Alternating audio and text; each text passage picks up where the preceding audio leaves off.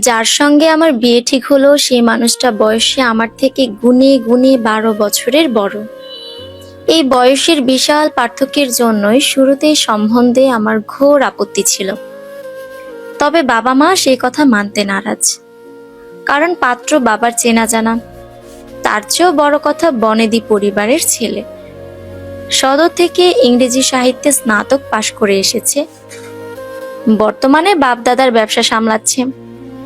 আবার দেখতে শুনতেও নাকি চমৎকার, মায়ের ভাষায় যেটাকে বলে রাজপুত্তর। বড় চাচি বলেন আমার নাকি 7 কপালের ভাগ্য যে কালবতী হওয়ার পরেও এমন বনেদি পরিবার থেকে সম্বন্ধ এসেছে। তাই যেন বেশি তেড়িবেড়ি না করি, চুপচাপ ভদ্রমেয়েটি সেজে পাত্রপক্ষের সামনে বসে পড়ি। আমার মনটা খারাপ হয়ে গেল। হ্যাঁ, আমার গায়ের রংটা এবারের বাকি মেয়েদের তুলনায় একটু চাপা, কিন্তু এই কথাটা কি এভাবে সবার সামনে এত বিশ্রী করে বলবার কোনো দরকার ছিল? আমি আর কিছু না বলে চুপচাপ সেখানেই দাঁড়িয়ে রইলাম। রিমু মিমুকে দেখলাম, তারা প্রাণপণে চেষ্টা করছে হাসি চেপে রাখার, কিন্তু পারছে না। ভাবভঙ্গি এমন যেন বড় চাচি কোনো মজার কথা বলেছেন। তাদের স্বভাবই এমন, আমার প্রসঙ্গে কোনো কথা হলে তাদের কি যে মজা লাগে।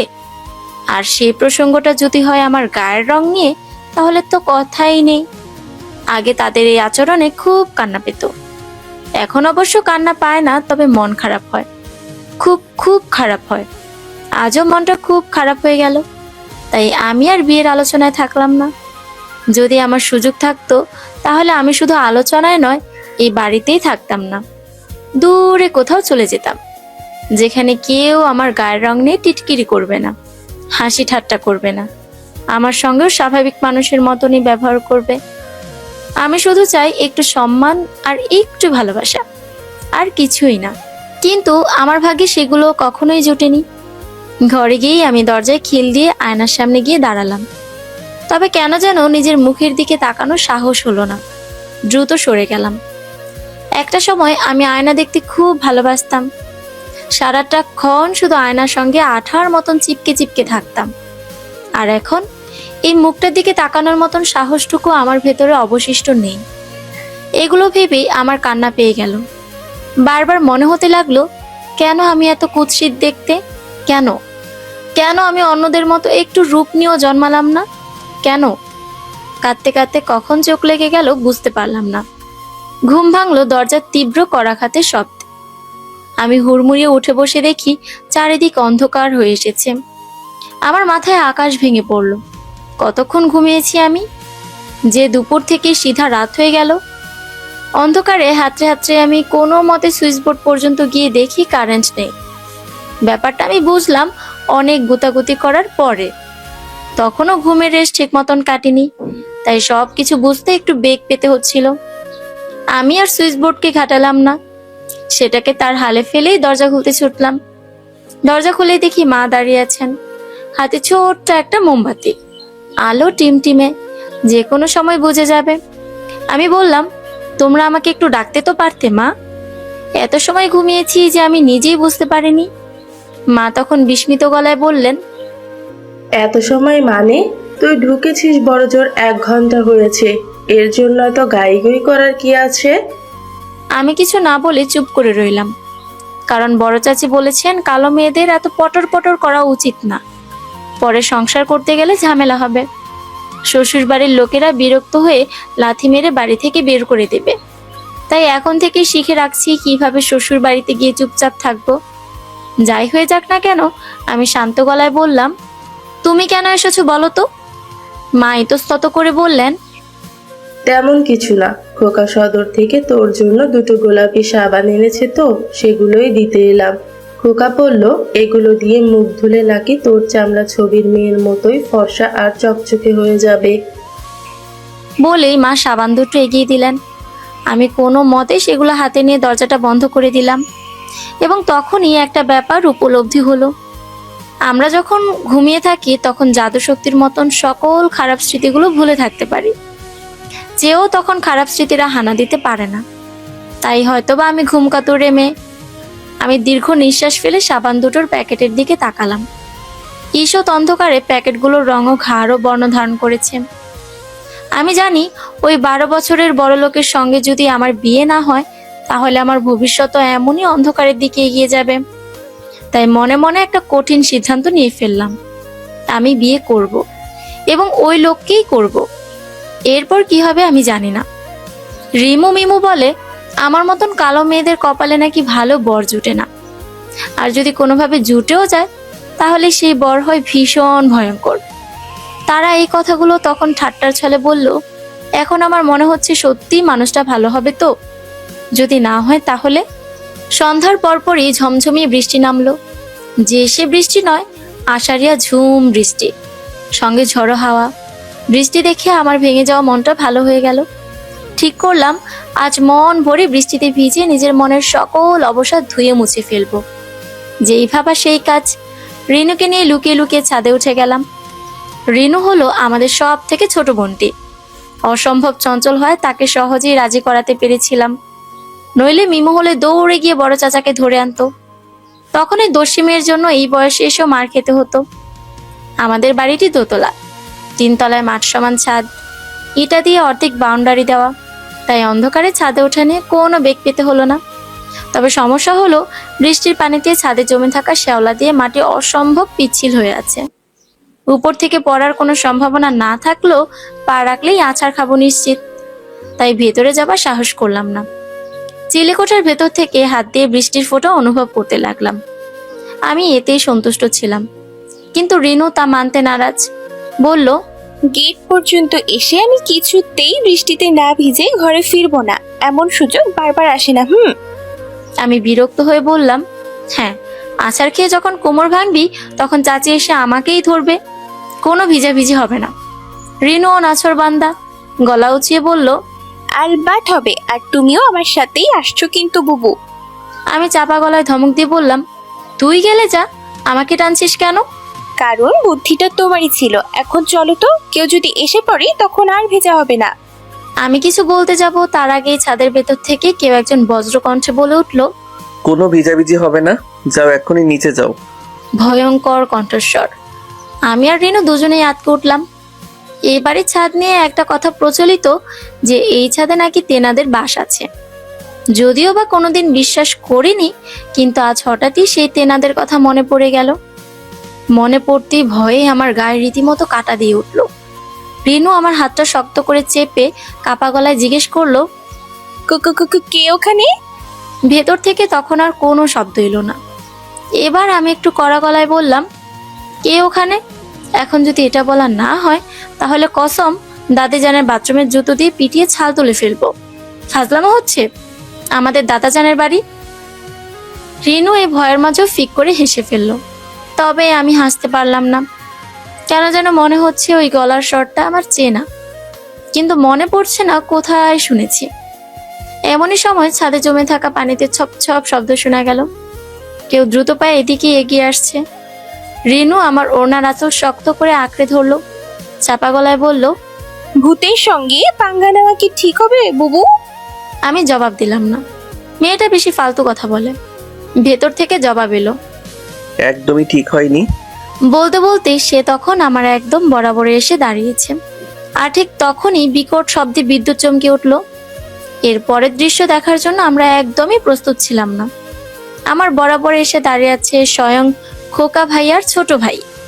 বিদ্যুৎ চমকানোর গোলাপি আলোতে আমরা স্পষ্ট দেখলাম তার ভেজা মুখ, কপালে ছোট্ট একটা আঘাতের চিহ্ন। তাই স্বাভাবিকভাবেই আমার আর রিনুর আতঙ্কে হাত পা কাঁপতে শুরু করলো। তবে সব থেকে বেশি ভয় আমার লাগছিল, কারণ রিনুর থেকে বেশি বেয়াদবিটা আমিই করেছিলাম। আমার শাস্তিটা নিশ্চয়ই রিনুর থেকেও ভয়ঙ্কর হবে ভেবেই শুকনো ঢোক গিললাম। ফরহাদ ভাইয়া আমার দিকে আরেকটু এগিয়ে এসে বললেন, তুই আমাকে দাদিজানের বাথরুমের জুতো দিয়ে পিটিয়ে ছাল তুলবি, তাই না? আমি সঙ্গে সঙ্গে বললাম, না না ভাইয়া। ফরহাদ ভাই আমাকে কথা শেষ করতে দিলেন না, কথার মাঝে থমকে উঠলেন। তোরা দুটোতে বেশি বেড়েছিস, দাঁড়া দেখাচ্ছি তোদের কিভাবে পিঠের ছাল তুলতে হয়। রিনু আতকে উঠে বলল, এই না না না না, আমি তো কিছু করিনি বা বলিনি। দুটোতে বলছো কেন? হ্যাঁ, ফরহাদ ভাই তীক্ষ্ণ গলায় বললেন, যা নিচে যা, এক্ষুনি নিচে গিয়ে পড়তে বস, আমি এসে পড়া ধরছি। কালকের বাড়ির কাজগুলো সব করেছিলি? রিনু ঘন ঘন মাথা নেড়ে বলল, অবশ্যই আমি করেছি, কালকে রাতেই সব পড়া শেষ করে রেখেছি। আচ্ছা আমি যাই, মা বোধহয় আমাকে খুঁজছেন। এই বলেই রিনু এক প্রকার দৌড়ে সিঁড়ি টপকে নিচে চলে গেল। আমিও তার পেছনে যেতে চলে গেলাম। হঠাৎই পেছনে ফিরে দেখি ফরহাদ ভাই ভেতরের দিকে মুখ করে দাঁড়িয়ে আছেন। বোধহয় কাউকে দেখছেন। আমি আর ঘাটালাম না, নিচে চলে এলাম। দোতলায় নামতেই বড় চাচির সঙ্গে দেখা হলো।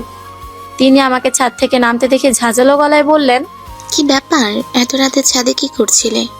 আমি বললাম, বৃষ্টি দেখতে গিয়েছিলাম, সঙ্গে রিনুও ছিল। কথাটা আমি চেষ্টা করলাম যথাসম্ভব বিশ্বাসযোগ্যভাবে বলবার, তবে লাভ হলো না। বড় চাচি বিশ্বাস করলেন না, ধরেই নিলেন আমি ছাদে গিয়েছিলাম নিষিদ্ধ কোনো কাজে। সেটা তার সন্দেহ থেকে বিশ্বাসে পরিণত হলো তখন যখন তিনি জানতে পারলেন সেই সময় ফরহাদ ভাইয়াও ছাদে ছিলেন। আমি আর ফরহাদ ভাইয়া এই বৃষ্টির রাতে একসঙ্গে নির্জন ছাদে ছিলাম। কথাটা ভেবেই বড় চাচি অজ্ঞান হয়ে গেলেন। তবে সেটা কোনো সমস্যা ছিল না। সমস্যা হলো তখন যখন পুরো বাড়িতে এই কথাটা ছড়িয়ে পড়লো, একটু ভিন্নভাবে, যে আমি আর ফরহাদ ভাই নাকি ছাদে প্রেম করতে গিয়ে বড় চাচির হাতে ধরা খেয়েছি। ফরহাদ ভাই আর আমার প্রেমের কাহিনীটা কিভাবে যেন পুরো এলাকায় রটে গেল। এলাকার বাচ্চা থেকে বুড়ো সবার মুখে ওই একই কথা। সে এক দুঃখের কথা। আমরা কেউই লজ্জায় বাড়ি থেকে বের হতে পারছি না। বিশেষ করে আমি। বের হলে পাশের বাড়ির চাচিরা কেমন অদ্ভুত দৃষ্টিতে তাকিয়ে থাকে। এই অদ্ভুত দৃষ্টি থেকে বাঁচার জন্য আমি বাড়ি থেকে বেরোনোই বন্ধ করে দিলাম। তবে এতেও ঘটনা থেমে থাকলো না। এক কান দু কান হতে হতে এই খবর একদিন বাড়ির কর্তাদের কানে চলে গেল। এতদিন বাড়িতে এই ব্যাপারটা নিয়ে খুব একটা চর্চা চলছিল না বললেই চলে। শুরুতে বড় চাচি একটু ঝামেলা করেছিলেন, পরে ফরহাদ ভাইয়ের কানে ঘটনা পৌঁছতেই সব কেমন ঠান্ডা হয়ে গিয়েছিল। তিনি চাচিকে কি বুঝিয়েছেন সেসব জানি না, তবে পরে বড় চাচি স্বাভাবিক হয়ে গিয়েছিলেন, তাই বাড়ির পরিবেশও স্বাভাবিক। এরপরে সেই ঘটনা নিয়ে বাড়িতে কেউ টু শব্দ পর্যন্ত করেনি। সব স্বাভাবিকভাবেই চলছিল। বাড়ির যে গুটি কয়েকজন সদস্য এই ঘটনা সম্পর্কে জেনেছিল তারাও ফরহাদ ভাইয়ের জন্য চুপ করে গিয়েছিল।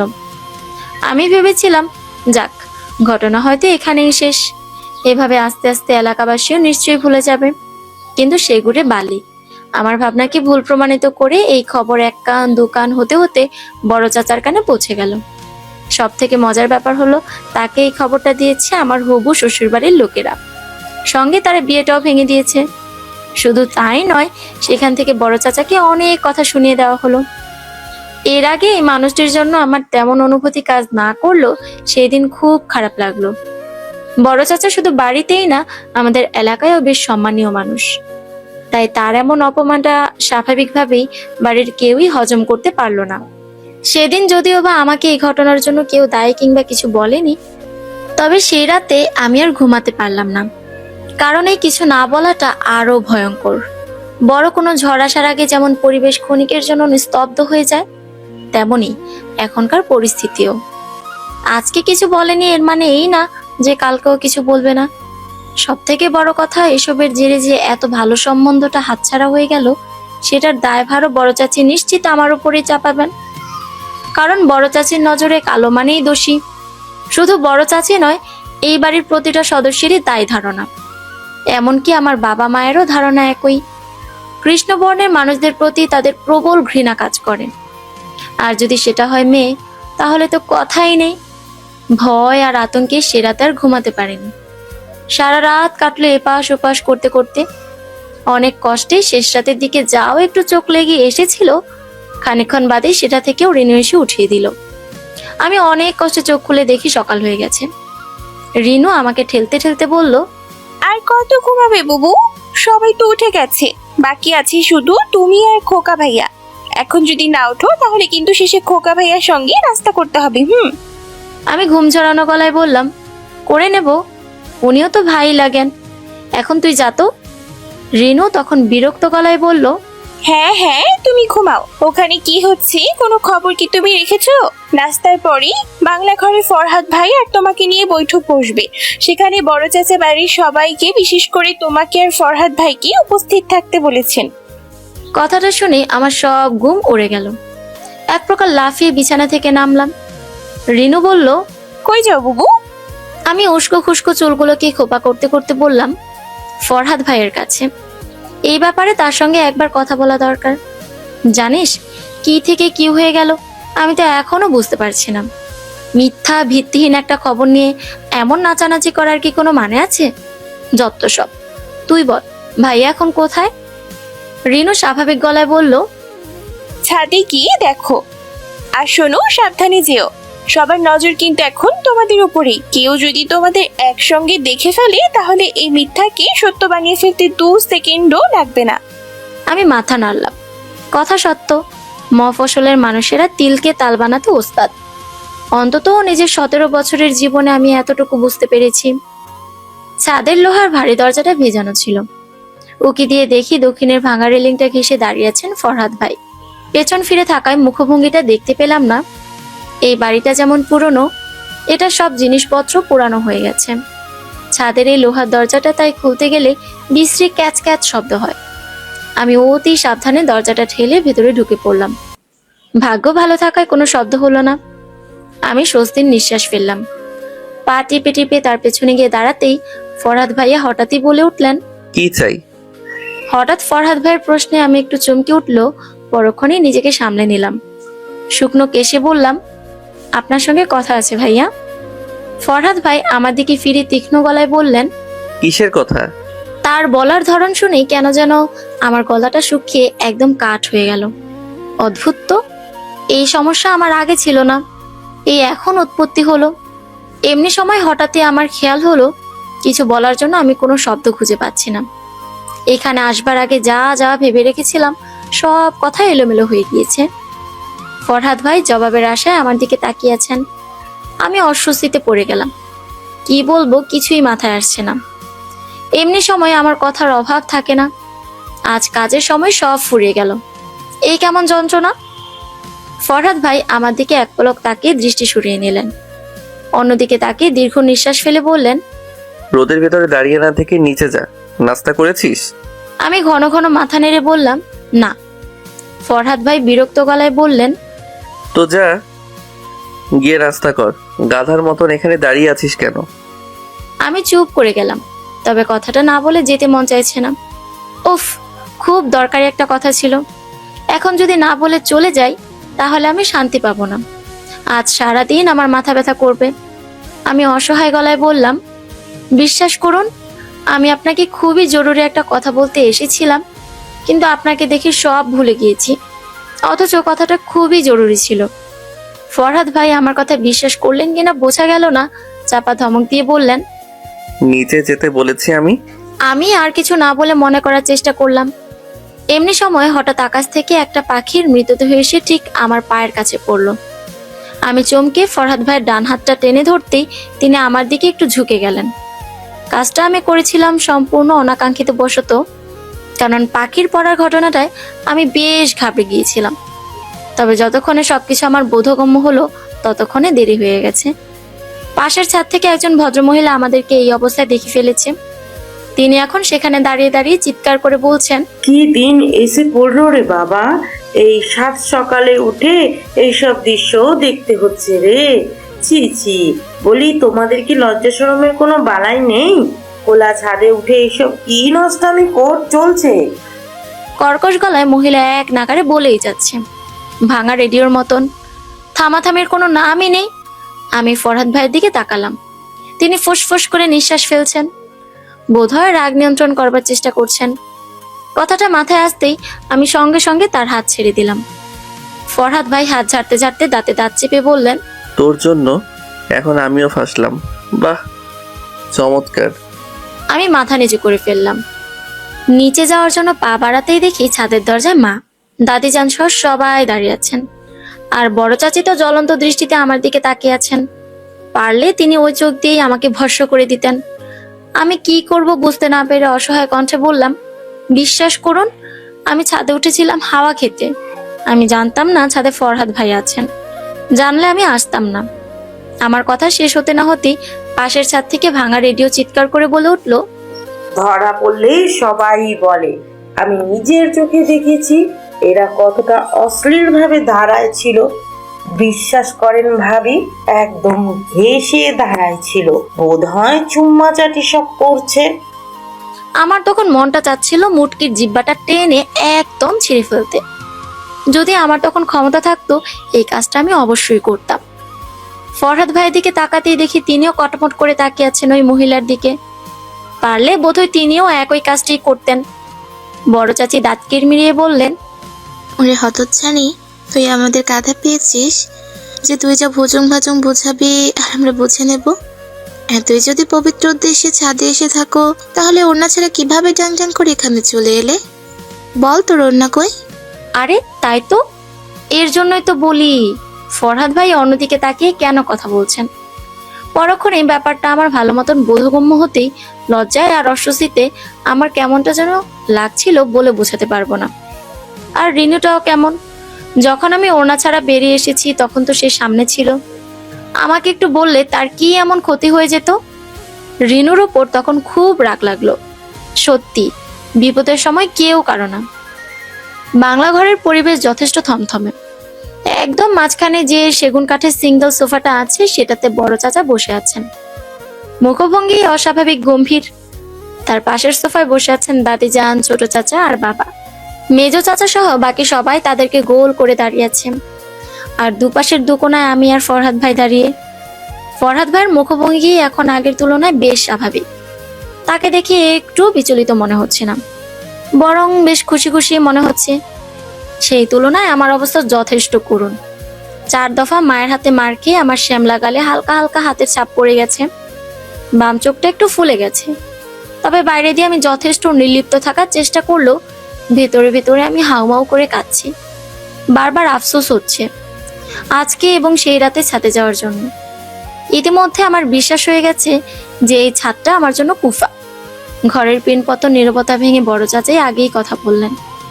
একটু কেশে গম্ভীর গলায় বললেন, তোমাদেরকে নিয়ে যা শুনেছি সেটা কি সত্যি? আমি কিছু না বলে ফরহাদ ভাইয়ের দিকে তাকালাম। সকলের দৃষ্টি তার দিকে। ফরহাদ ভাই শান্ত গলায় বললেন, আপনি কি শুনেছেন সেটা আগে বলুন, কারণ কথা রটতে রটতে কোন পর্যায়ে গিয়েছে সেটা ধারণা না পেলে আমি জবাব দিতে পারবো না। বড় চাচা ঠান্ডা গলায় বললেন, রুবুর সঙ্গে তোমাকে নিয়ে যে কথাগুলো এলাকায় রটেছে সেগুলো কি সত্যি? দেখো, তুমি যা বলবে আমি কিন্তু বিশ্বাস করে নেব। এই বিশ্বাসের মর্যাদা দিয়ে অবশ্যই সত্যিটাই বলবে। আমি, বড় চাচি সবাই এক বুক আশা নিয়ে ফরহাদ ভাইয়ের দিকে তাকিয়ে আছি। বড় চাচা খুব সুন্দর একটা কথা বলেছেন।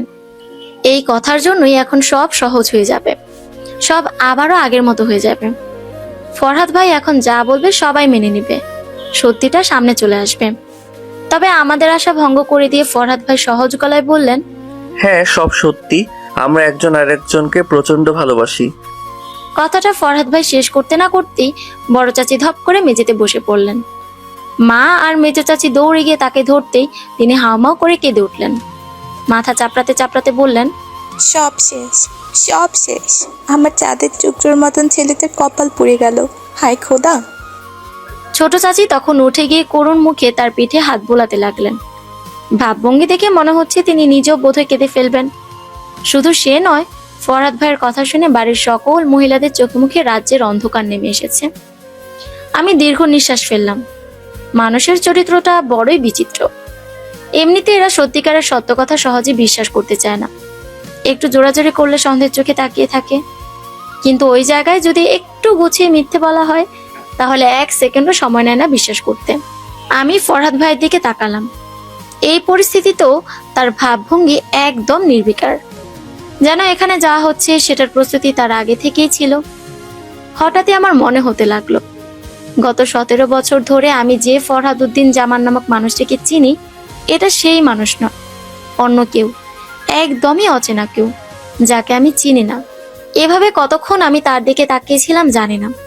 তবে যখন হুঁশ ফিরল তখন দেখি সবাই আমার আর ফরহাদ ভাইয়ের দিকে অবিশ্বাস্য দৃষ্টিতে চেয়ে আছে। এমনকি ফরহাদ ভাই নিজেও আমারই দিকে চেয়ে আছেন এক দৃষ্টিতে। সেই দৃষ্টিতে কি ছিল আমি জানি না, কিন্তু চোখ পড়তেই গায়ে কেমন কাঁটা দিয়ে উঠল। আমি সঙ্গে সঙ্গে চোখ ফিরিয়ে নিলাম। বড় চাচা দীর্ঘ নিঃশ্বাস ফেলে বললেন, তোমাদের মাঝে এসব কতদিন ধরে চলছে? ফরহাদ ভাই হাই তুলতে তুলতে বললেন, 2 বছর 1 মাস 17 দিন 4 ঘন্টা 12 সেকেন্ড ধরে। বড় চাচা ফরহাদ ভাইয়ের এমন দায়সারা আচরণে বিরক্ত হলেন। বললেন, 2টা বছর তো কম সময় নয়। তুমি এতদিনও আমাদেরকে জানালে না কেন? ফরহাদ ভাই এবার একটু নড়ে চড়ে বসলেন। আমার দিকে এক পলক তাকিয়ে গম্ভীর গলায় বললেন, আমার মনে হয় কারণটা আপনাদের জানা বাবা। আসলে আমি চাচ্ছিলাম না যে তিলকে তাল বানানো হোক, কারণ এই বাড়ির মহিলাদের বদঅভ্যেস বাড়ির ঘটনাগুলোকে বাড়িতে চেপে না রেখে বাইরের লোকদের কাছে বলে কয়ে বেড়ানো। সব থেকে বড় কথা, আমি অবশ্যই চাইবো না যে রুবু আর আমার ব্যাপারটা নিয়ে কেউ ঘাটাঘাটি করুক। বড় চাচা শুকনো গলায় বললেন, এভাবে তো চলে না ফরহাদ, এসব ঘটনা চেপে রাখা যায় না। তুমি যতই চেপে রাখার চেষ্টা করবে সেটা ততই বাইরে বেরিয়ে আসবে। ফরহাদ ভাই তাচ্ছিল্যের গলায় বললেন, সে তো দেখতেই পাচ্ছি। বাবা শুনুন, আপনার উচিত আগে এই বাড়ির মেয়েগুলোকে টাইটে রাখা, কারণ এরা যদি কথা পেটেরটা পেটেই রাখতে পারতো তাহলে মহল্লায় আমাদের এত বদনাম হতো না, আপনাকেও এত কথা শুনতে হতো না। বড় চাচা শুকনো মুখে সবই শুনলেন, তবে তার কথার পরিপ্রেক্ষিতে কিছুই বললেন না। হঠাৎই তিনি আমার দিকে তাকিয়ে বললেন, এই ব্যাপারে তুমি কিছু বলতে চাও?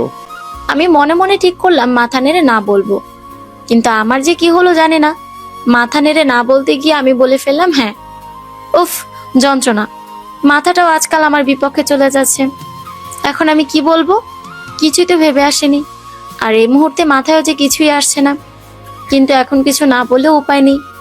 এই মুহূর্তে বাংলা ঘরের প্রতিটা সদস্য আমার দিকেই তাকিয়ে আছে। এখন সত্যিটা বলা ছাড়া আমার আর কোনো পথ খোলা নেই। যদিও বা কেউ বিশ্বাস করবে না, কিন্তু কিছুই করবার নেই, কারণ আমি বলার মতন কথা খুঁজে পাচ্ছি না। আমি ঢোক গিলে বললাম, বড় চাচা বিশ্বাস করুন, ফরহাদ ভাইয়ের সঙ্গে না আমার এভাবে কোনোই সম্পর্ক নেই। আমি সেই ছোটবেলা থেকে ভাইয়ের দৃষ্টি ছাড়া তাকে আর অন্য কোনো দৃষ্টিতেই দেখিনি। আমার কথা শেষ হতে না হতেই ফরহাদ ভাই বলে উঠলেন, ও মিথ্যা বলছে। এবার আর আমি চুপ থাকতে পারলাম না।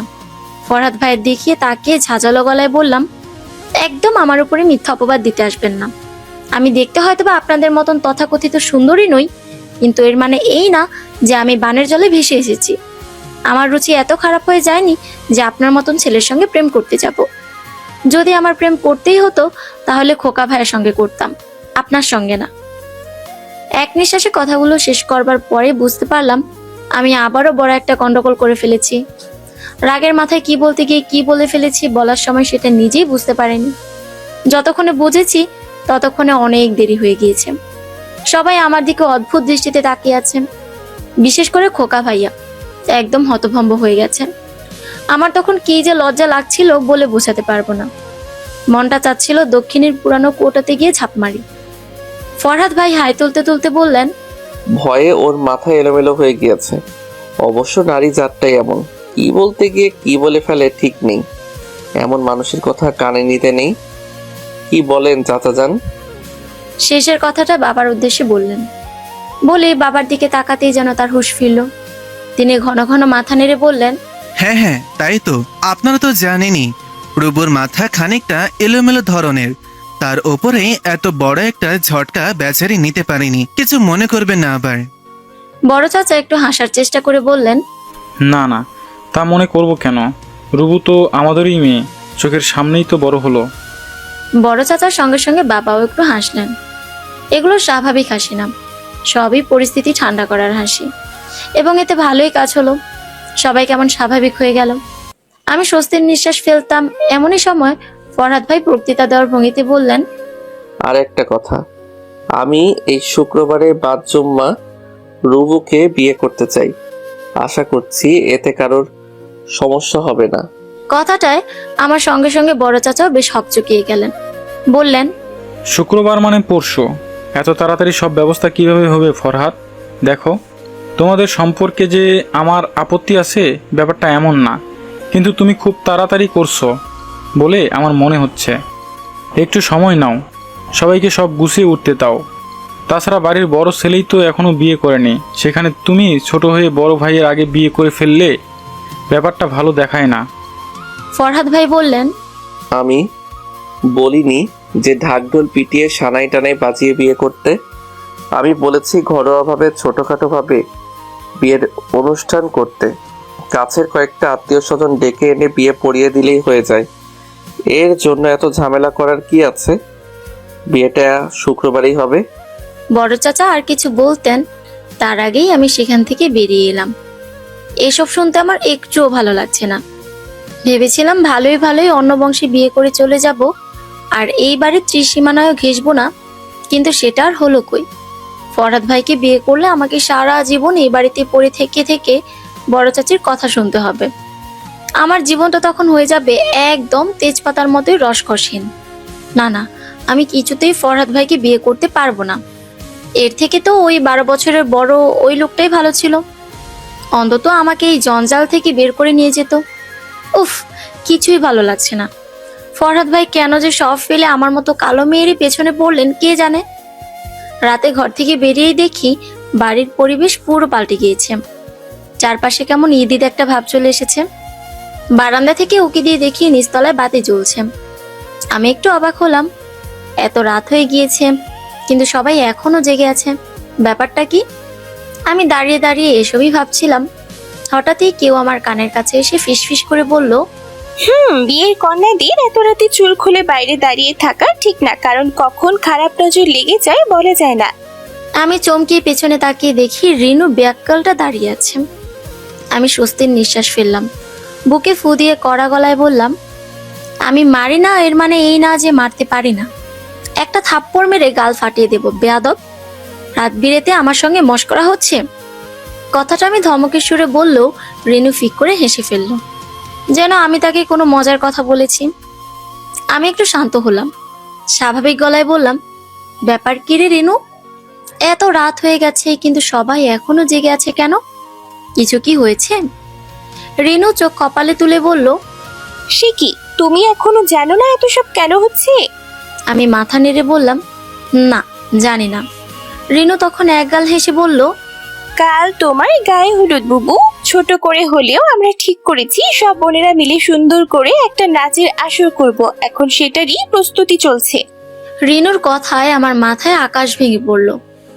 কাল আমার গায়ে হলুদ মানে কি? আমাকে না জানিয়ে সবাই এত বড় সিদ্ধান্ত কিভাবেই বা নিতে পারলো? কালো হয়েছি বলে কি আমার কোনোই মতামত নেই? কথাটা ভেবেই আমার কান্না পেয়ে গেল। কিন্তু রিনুর সামনে কোনো মতেই কাঁদা যাবে না। সে যদি দেখে যে আমি গায়ে হলুদের কথা শুনে কেঁদে ফেলেছি, তাহলে পুরো বাড়িতে কথাটা ছড়িয়ে পড়বে, যেটা আমি একদমই চাই না। কোনো মতে ঠোঁট কামড়ে কান্না আটকানোর চেষ্টা করলাম। এতে লাভ তো হলোই না, বরঞ্চ হিচকির মতন উঠে গেল।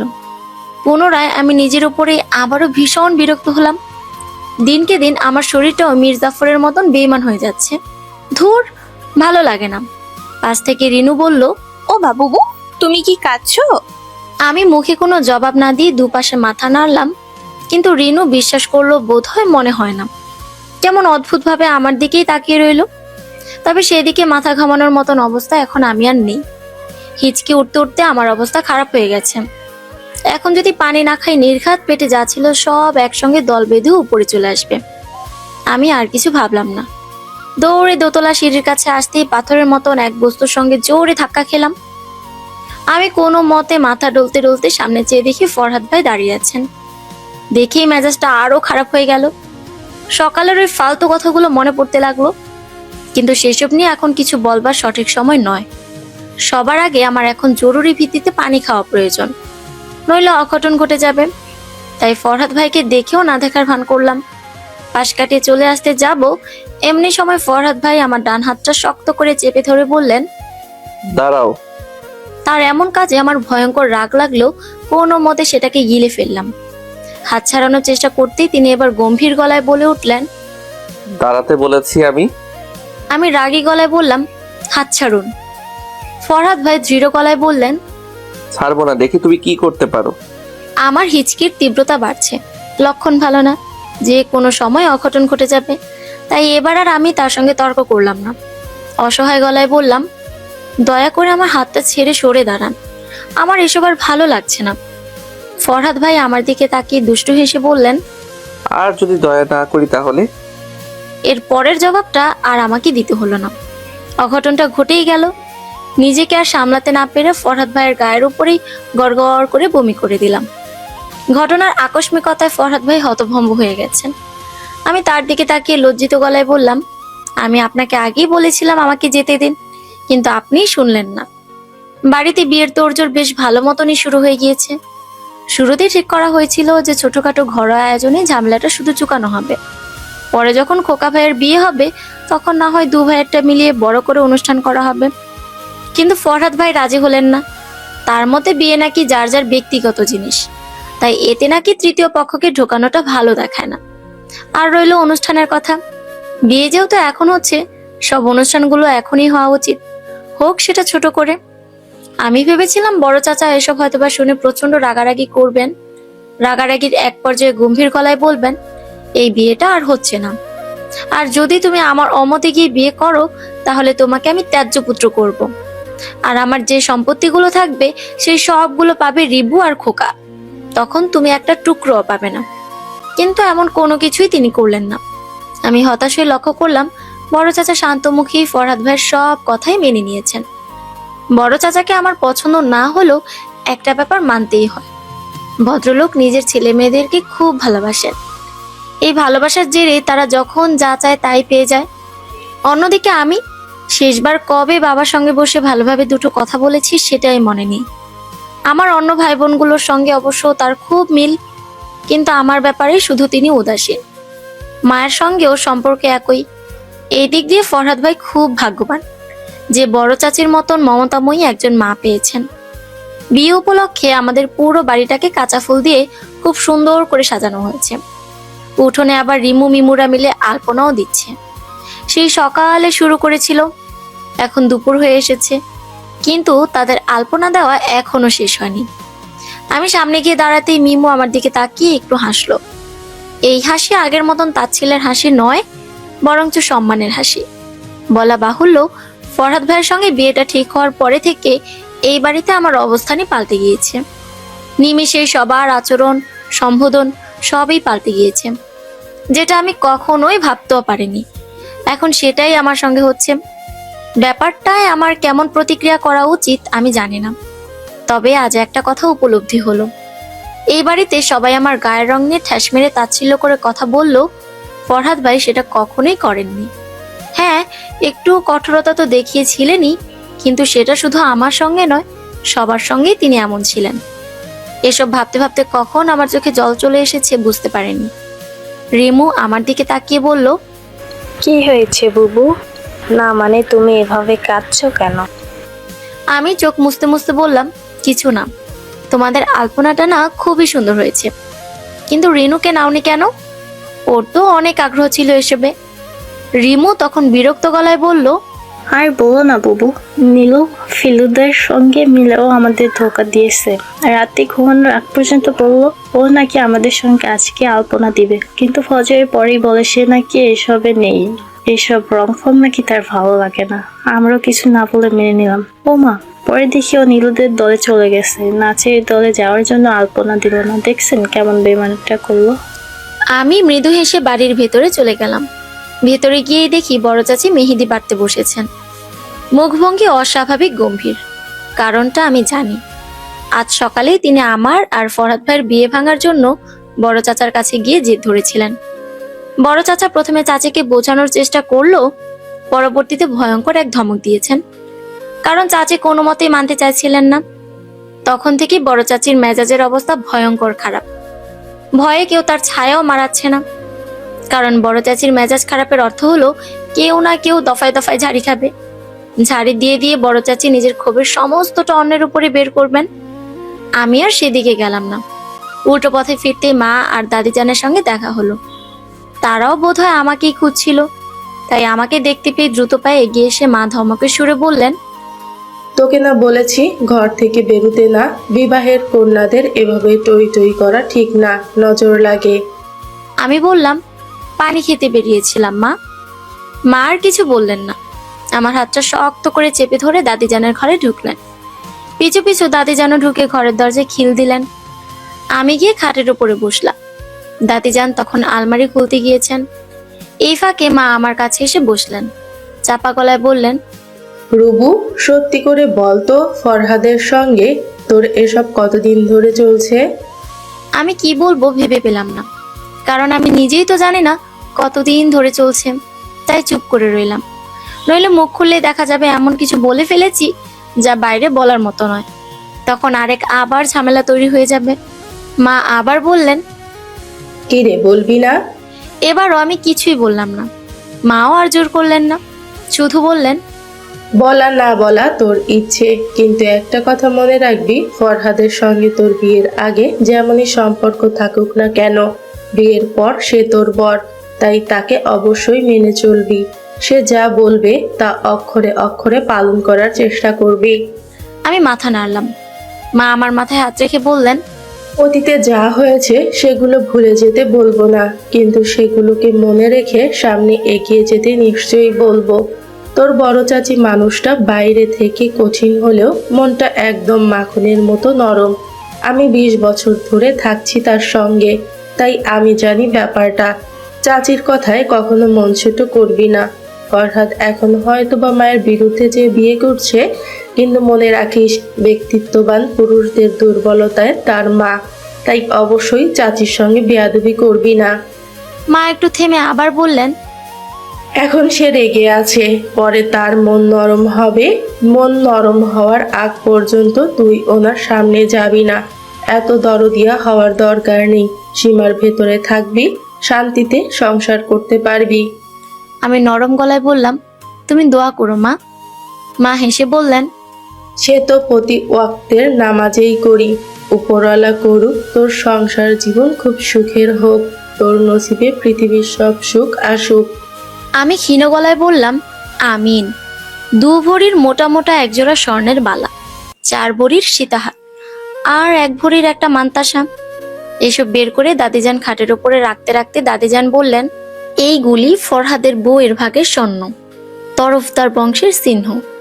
বালাগুলি বিয়ার পরে সব সময় ফইরা থাকবা। খবরদার, বিয়ার পরে একদমই বালা খুলবা না। মা বললেন, আর একটা কথা, বিয়ের আগ পর্যন্ত ফরহাদের সঙ্গে তুই দেখা করবি না।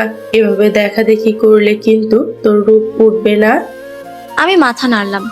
দাদিজান আরো কিছু কথা বলে মায়ের হাতে গয়নাগুলো তুলে দিলেন।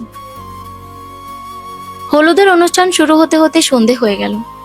কথা ছিল দুপুরের ভেতরে অনুষ্ঠান শুরু হয়ে বিকেলের ভেতরে শেষ করে দিবে, কিন্তু সেটা হলো না। মূল অনুষ্ঠান শুরু হতে হতে সন্ধে হয়ে গেল। এই জন্য রিনুকে বড় চাচি আচ্ছা মতন তুলোধনা করলেন, কারণ এই এসবের দায়িত্ব রিনুকেই দেওয়া হয়েছিল।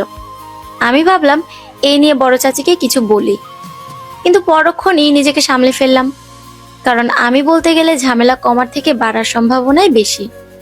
বড় চাচি এমনিতে আমাকে দেখতে পারেন না, তবে আমি কিছু না বললেও একটা ঝামেলা হয়েই গেল।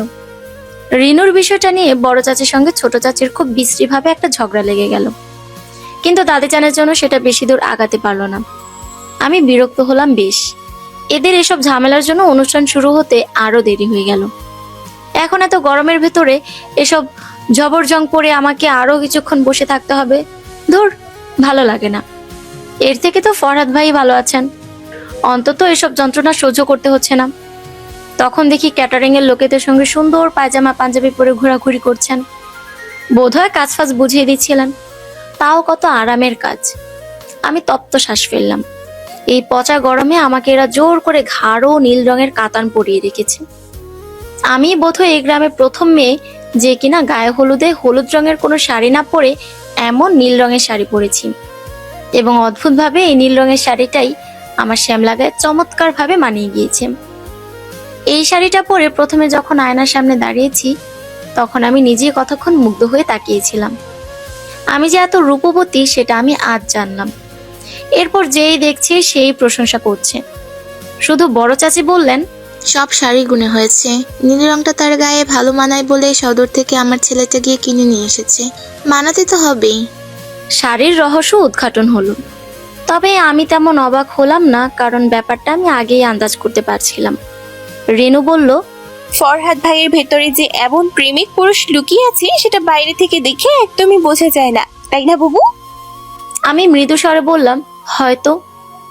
হলুদের অনুষ্ঠান যখন শুরু হলো তখন আকাশে বিদ্যুৎ চমকাচ্ছে। রাতের কালো আকাশে সাদা মেঘ মিলেমিশে লাল হয়ে আছে।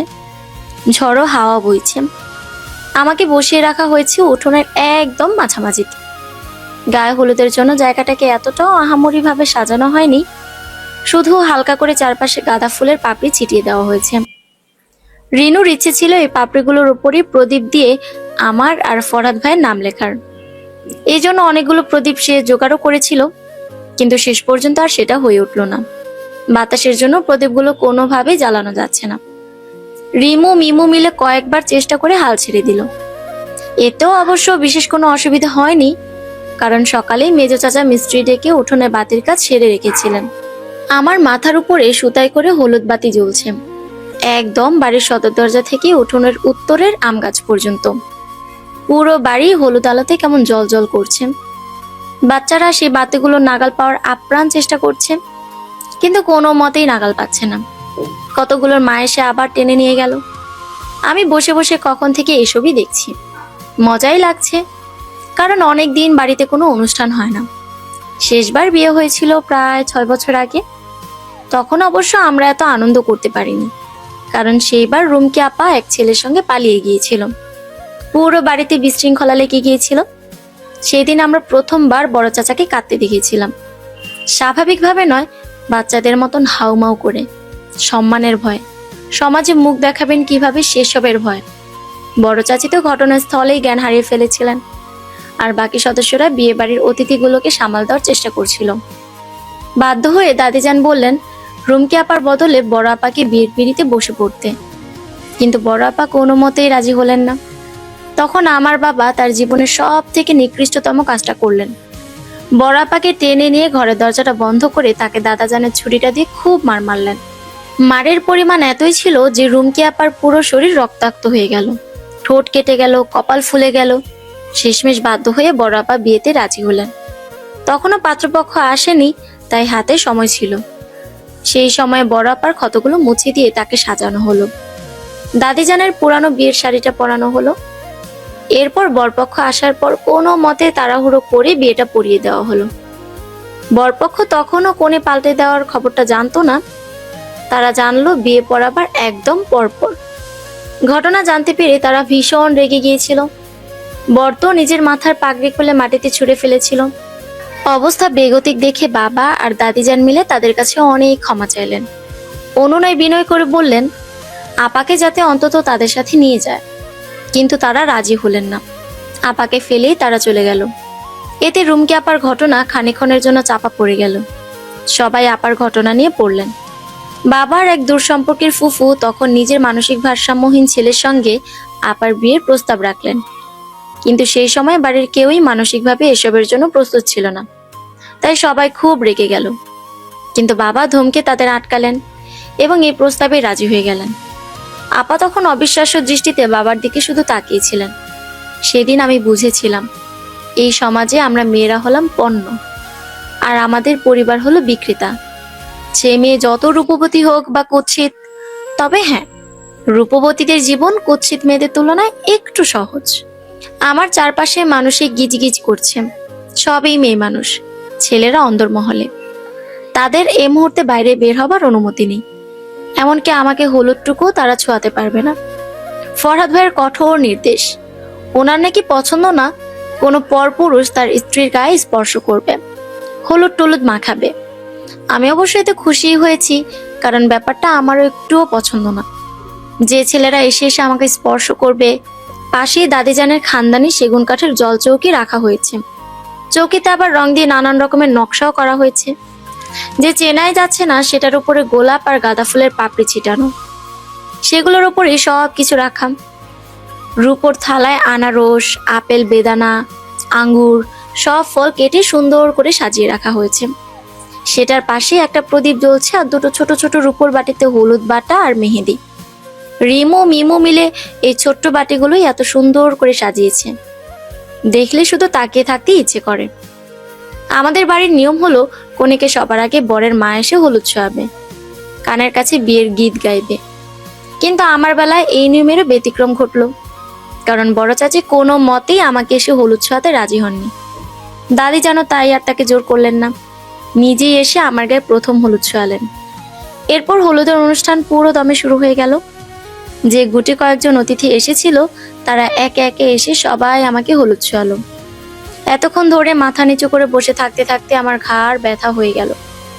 এর মাঝে রেনু ছুটে এসে হাঁপাতে হাঁপাতে বলল, ঘটনা শুনেছো কিছু বাবু? আমি বললাম, কেন, কি হয়েছে আবার?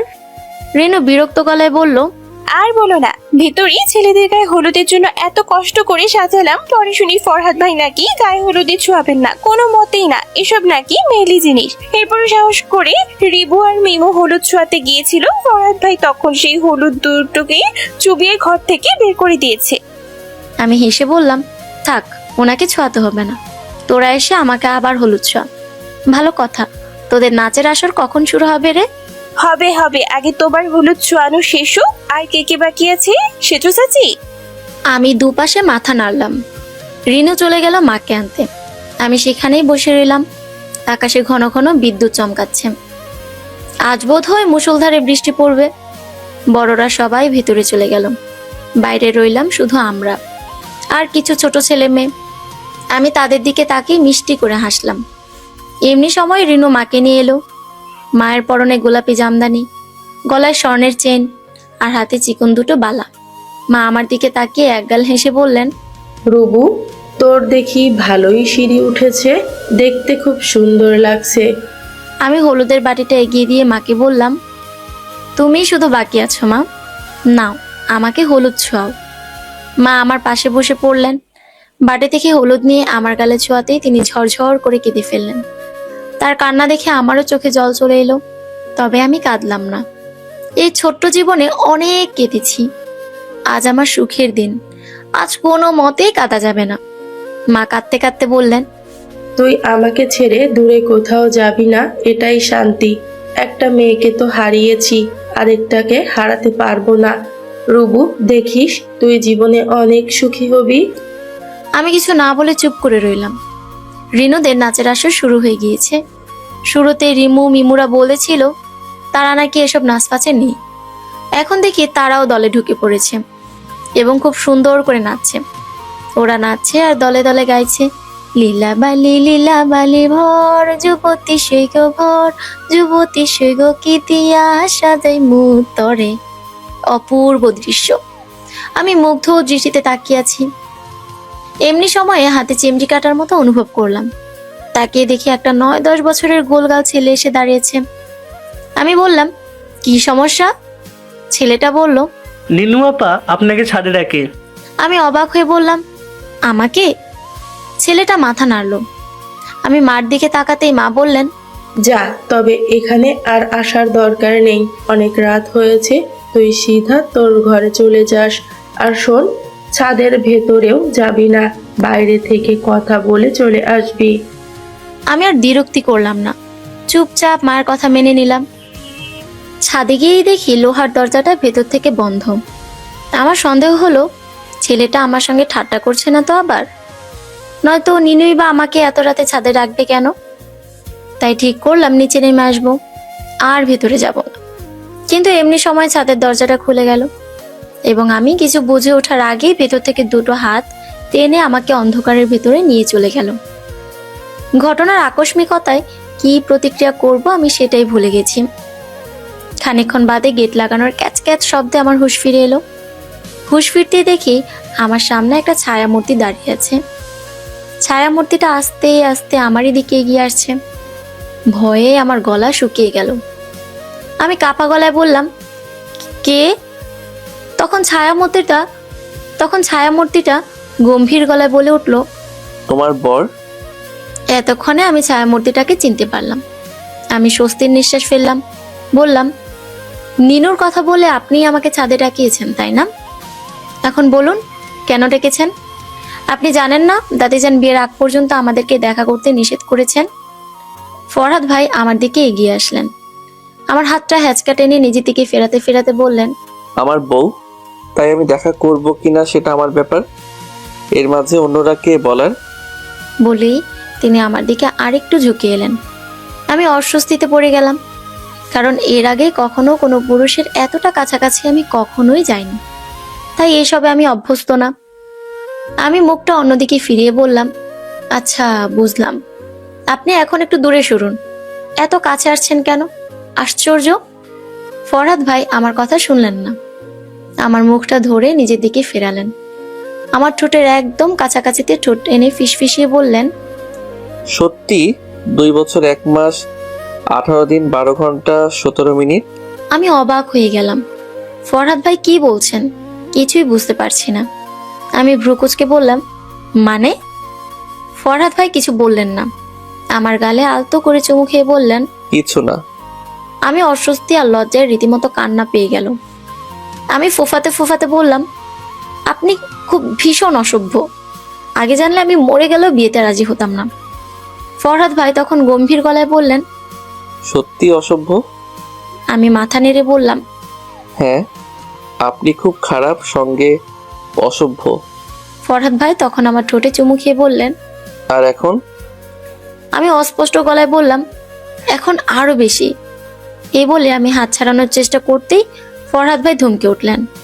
কড়া গলায় বললেন, চুপচাপ দাঁড়িয়ে থাকো, একদম স্টেট। আমি ফুঁসে উঠে বললাম, একবার বমি খেয়ে শিক্ষা হয়নি, আবার বমি খেতে এসেছেন? হাত ছাড়ুন। এমনি সময় হঠাৎই দেখি ফরহাদ ভাই আমার গালে কি যেন লাগিয়ে দিচ্ছেন। আমি আতকে উঠে বললাম, খবরদার, আমার চেহারায় উল্টাপাল্টা কিছু লাগাবেন না। কালো হলেও আমার চেহারা আমার কাছে দামি। ফরহাদ ভাই বিরক্ত গলায় বললেন, এটা হলুদ। আমি বললাম, তাহলে ঠিক আছে, আপনি ঝুঁকুন, আমিও আপনার গালে লাগিয়ে দিচ্ছি। ফরহাদ ভাই ঝুঁকলেন। আমি আমার গাল থেকে একটু হলুদ নিয়ে তার নাকে ছুঁয়ে দিলাম। বললাম, ওরা তখন আপনাকে হলুদ লাগাতে এসেছিল, লাগালেন না কেন? ফরহাদ ভাই ক্ষীণ গলায় বললেন, কারণ আমাকে ছোঁয়ার অধিকার শুধু তোমার, আর কারো নয়। আমি তার দিকে এক দৃষ্টিতে তাকিয়ে রইলাম। অন্ধকারে যদিও বা কিছুই দেখা যাচ্ছে না, তবে আমি জানি তিনিও আমার দিকে তাকিয়ে আছেন এক দৃষ্টিতে। এমনি সময় হঠাৎই বিকট শব্দে বিদ্যুৎ চমকে উঠল। আমার ঘোর কেটে গেল তাতে। ব্যস্ত গলায় বললাম, ভেতরে চলুন তো, আকাশের অবস্থা ভালো না, যে কোনো সময় বৃষ্টি নেমে যাবে। ফরহাদ ভাই বললেন, আরো কিছুক্ষণ থাকি, ছাদে ভালোই লাগছে। আমি দীর্ঘ নিঃশ্বাস ফেলে বললাম, আর যদি বৃষ্টি পড়ে? ফরহাদ ভাই নির্লিপ্ত গলায় বললেন, তাহলে ভিজবো। ভোর থেকে মুষলধারে বৃষ্টি পড়ছে। এখন দুপুর হয়ে এসেছে, কিন্তু বৃষ্টি থামাথামির কোনোই নাম নেই। মাঝে অবশ্য 2-1 বার কমে এসেছিল, কিন্তু পুরোপুরিভাবে থামেনি। চারপাশে তাই হাঁটু জল পানি উঠে গেছে। আমি বারান্দা থেকে দাদিজানের ঘরের ভেতরে চলে আসলাম। দাদিজানের ঘরে এই মুহূর্তে মানুষই গিজগিজ করছে। কোথাও বসবার মতন জায়গা অবশিষ্ট নেই। আজ খোকা ভাইয়ার বিয়ে। কথা ছিল দুপুরের দিকে বরযাত্রী বেরোবার, কিন্তু বৃষ্টির জন্য আটকে গেছে। এখন বৃষ্টি থামা না পর্যন্ত বলা যাচ্ছে না কখন বরযাত্রী বের হবে। বাইরে বেরিয়ে দেখি বড় চাচি হাসি হাসি মুখে দাঁড়িয়েছেন, হাতে মিষ্টি পানের ট্রে। আমি এগিয়ে যেতেই তিনি বললেন, পান খাবে রবু? আমি মাথা নেড়ে বললাম, না, খাবো না। বড় চাচি তবুও জোর করে আমার হাতে পানের খিলি ধরিয়ে দিতে দিতে বললেন, এখন খেতে মন না চাইলে পরে খাবে। এই অবস্থায় পান খেতে ভালো লাগে। আর তুমি এখনো তৈরি হওনি কেন বলো তো? বৃষ্টি থামার পরপরই তো বরযাত্রী যাবে, তখন তো তাড়াহুড়ো লেগে যাবে। যাও, শাড়ি পাল্টে এসো। আমি পান নিতে নিতে বললাম, উনি কোথায়? বড় চাচি বললেন, উনি কে ফারহাদ? ও তো খেজুর কিনতে গিয়েছে। আমার ছেলেটার হয়েছে এক জ্বালা। ভালো পেয়েছে বলে যার যার কাছ তার উপর গছিয়ে দেয়। আশফাককে বলেছিলাম খেজুর কিনে রাখতে, কিন্তু গাদাটা ভুলে গিয়েছে। শেষ মুহূর্তে এসে বলে তার নাকি খেজুর কেনার কথা মনে ছিল না। এটা শুনে বৃষ্টির ভেতর ছাতা হাতে ছেলেটা বেরিয়ে গেছে খেজুর কিনতে। এখন ভালো বলায় পেয়ে সহি সালামতে বাড়ি ফিরতেই হলো। আমি চিন্তিত মুখে জানালা দিয়ে বাইরে তাকালাম। বৃষ্টির বেগ আরো বেড়েছে। ইস, এত বৃষ্টির ভিতরে মানুষটা না জানে খেজুর কিনতে কোথায় কোথায় ঘুরছে। বড় চাচি তখন নরম গলায় বললেন, থাক, আর চিন্তা করো না। এই অবস্থায় তোমার জন্য বেশি চিন্তা করা ঠিক হবে না। বাচ্চার উপরে খারাপ প্রভাব পড়বে। ভালো কথা, ফারহাদকে জানিয়েছে এই সুখবর? আমি বললাম, না। বড় চাচি বললেন, জলদি জানিয়ে দিও। খবরটা শুনে সে খুব খুশি হবে। এই বংশের 3য় প্রজন্মের প্রথম বাচ্চা। তোমার শ্বশুরিতে এত খুশি যে বলার বাহিরে। কাল শুনেই বলছিল যে এলাকায় নাকি জিলাপি বাজবে, কিন্তু আমি বাধা দিলাম, কারণ বলা তো যায় না, যদি নজর টজর লেগে যায়। তার উপরে প্রথম বাচ্চা, একটু সাবধানে থাকা উচিত। আমি মৃদু হেসে আমার ঘরে চলে গেলাম। ঘরে যাওয়ার খানিকক্ষণ বাদেই ফরহাদ ভাই ঘরে ঢুকলেন। ঘরের দরজাটা লাগিয়ে ভেজা শার্টটা খুলতে খুলতে বললেন, ভাবছি আজ আর বিয়েতে যাব না। 2 ঘন্টা ধরে বাজারে ঘুরতে ঘুরতে আমার শরীরের সব শক্তি ফুরিয়ে গিয়েছে। আমি বললাম, তাহলে আমিও যাব না। আপনাকে ছাড়া সেখানে গিয়ে আমার কোনোই কাজ নেই। উনি হাসলেন আমার কথা শুনে, ঠেস মেরে বললেন, ব্যাপার কি আমার বৌদি কি ইদানিং জামাই সোহাগী হয়ে যাচ্ছে? 5 মাসে এত পরিবর্তন? কাছে আসো তো দেখি, জ্বর এলো নাকি? আমি উঠে দাঁড়াতে দাঁড়াতে বললাম, কোনো জ্বর না, আপনি যান তো, গিয়ে গোসল করে আসুন। ভিজে শরীরে এতক্ষণ দাঁড়িয়ে থাকবেন না। উনি বাধ্য ছেলের মতন গোসল করতে চলে গেলেন। বেশ খানিকক্ষণ সময় লাগিয়ে গোসল করলেন। তার গোসল করতে এমনিতেই অনেক সময় লাগে। ছেলেদেরও যে গোসল করতে এত সময় লাগতে পারে আমার ধারণাই ছিল না। ফরহাদ ভাইকে দিয়ে জানলাম। বরযাত্রী চলে গিয়েছে কিছুক্ষণ হলো। পুরো বাড়ি এই মুহূর্তে খালি, শুধু আমি এবং উনি আছি। সবাই অবশ্য আমাকে খুব জোর করছিল সাথে যাবার জন্য, কিন্তু আমি রাজি হইনি। এ নিয়ে রিনু ঠাট্টা করে বলেছিল আমি নাকি বর্ষহাগী। তখন আমার কি যে লজ্জা লেগেছিল সেটা বলার বাহিরে। শুধু সে নয়, সবাই আজকাল একই কথা বলে। আগে হলে হয়তো আমার রাগ লাগতো, কিন্তু এখন শুধুই লজ্জা লাগে। ব্যাপারটা সত্যি ভীষণ অদ্ভুত। আমি বুঝতে পারছি যে আমার ভেতরে কত বড় পরিবর্তন হয়েছে। এই 5 মাসে এমন সব বদঅভ্যাস হয়েছে যা বলার বাহিরে। আর সবই ফরহাদ ভাইকে কেন্দ্র করে। মাঝরাতে ঘুম ভেঙেই যদি দেখি আমার পাশে সেই মানুষটা নেই, তখন অস্থির অস্থির লাগে, কান্না পেয়ে যায়। এমন আরও বিচিত্র সব অভ্যাস হয়ে গেছে। এই যেমন আজকের ঘটনার কথাই বলা যাক। বিয়েতে 3 মাইক্রোবাস ভর্তি করে মানুষ গিয়েছে, কিন্তু আমি যাইনি, কারণ উনি জানেন যে সে কারণে। এখানে আমি চাইলেই যেতে পারতাম। মা, বাবা, রিনু, রিবু, বড় আপা, বড় ভাইয়া সবাই যাচ্ছিলেন। সেখানে আমি গেলে নিশ্চয়ই বড় কোনো দোষ হতো না, স্বাচ্ছন্দ্যে যেতে পারতাম। কিন্তু মানুষটাকে বাড়িতে একা ফেলে যেতে কেন খুব খারাপ লাগছিল, তাই যেতে পারিনি, আর পারবো না কোনোদিন। তখন অন্ধকার নেমে গেছে, বৃষ্টি থেমে গিয়েছে কিছুক্ষণ হলো, কিন্তু আকাশ এখনো যথেষ্ট মেঘলা, প্রচুর হাওয়া দিচ্ছে। আমি বারান্দায় দাঁড়িয়েছিলাম। এমনই সময় পেছন থেকে উনি এসে আমাকে শক্ত করে জড়িয়ে ধরে বললেন, বিয়েতে যেতে না পারার জন্য আফসোস হচ্ছে? আমি সামনে ফিরে বললাম, না তো, আমার তো আরো খুশি লাগছে আপনার সঙ্গে একা সময় কাটানোর সুযোগ পেয়ে। উনি গর্বিত কণ্ঠে বললেন, সব আমার ভালোবাসাই হয়েছে। আমার ভালোবাসার ডোজেই তুমি এমন সুইট হয়ে গিয়েছো। নইলে পাড়ার কুচুটে মহিলা থেকে তো কম ছিলে না, শুধু উল্টো পাল্টা বকতে। আমি বিরক্ত হলাম। এমন চমৎকার একটা মুহূর্তে এসব কথা বলার কি কোনো অর্থ আছে? আমি ওনার থেকে নিজেকে ছাড়িয়ে নেওয়ার চেষ্টা করতেই উনি আমাকে কোলে তুলেন। আমার কানের কাছে ফিসফিসিয়ে বললেন, যে কাজ পারবে না সেটা করতে যেও না। আমি রাগে মুখ ঘুরে নিলাম। উনি বললেন, আচ্ছা যাও, সরি, আর বলবো না। আমি ক্ষীণ গলায় বললাম, আপনি খুব খারাপ। জানি। আর কিছু? আমি কিছু বললাম না, চুপ করে রইলাম। উনি আমাকে নিয়ে গিয়ে আলতো করে বিছানার উপর বসিয়ে দিলেন। বাইরে তখন প্রবল জোরে ঝড় শুরু হয়েছে। জানালাটা খোলা থাকায় বাতাসে আমার শাড়ির নীল আঁচল উঠছে। উনি আমার দিকে তাকালেন। এমন সময় হঠাৎ তিনি আমার চুলের কাঁটাটা খুলে ফেলে বললেন, এখন সুন্দর লাগছে। আমি হাসলাম। লোকটার পাগলামো কখনোই কমবে না, আমি চাই কখনোই না কমুক। উনি আমার দিকে এক পলক তাকিয়ে বেলি ফুলের চমৎকার একটা গাছটা বের করলেন।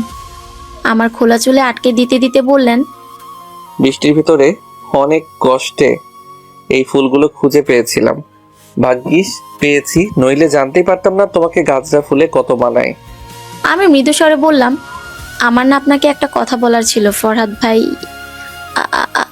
আপনি না মামা হতে চলেছেন। কথাটা বলবার পরে মনে হলো আমি কি বলে ফেলেছি। উফ উফ উফ, আমার জীব বোধহয় এই জীবনে আর শুধরবে না। বদমায়ের জীব কোথাকার। আমি ওনার দিকে তাকিয়ে দেখি তিনি অবাক হয়ে আমার দিকে তাকিয়েছেন। উনি দীর্ঘ নিঃশ্বাস ফেলে বললেন, তুমি আর শুধরবে না রুবু। ওনার কথাটা শুনে আমার বুকের ভিতরটা ধক করে উঠল। লজ্জায় মুখটা গরম হয়ে গেল। আমি তাড়াতাড়ি মুখ ফিরে জানালার বাইরে তাকালাম। বাইরে তখনও টিপ টিপ করে বৃষ্টি পড়ছে। দূরের গাছগুলো বৃষ্টির জলে ধুয়ে একদম সবুজ হয়ে উঠেছে, অথচ আমার ভেতরে যেন ঝড় বইছে। আমি নিজেকে মনে মনে বকতে লাগলাম, এভাবে কেউ বলে নাকি আপনি মামা হতে চলেছেন? এই কথাটি কি এভাবে বলা যায়? উফ আল্লাহ, উনি এখন কি ভাবছেন কে জানে।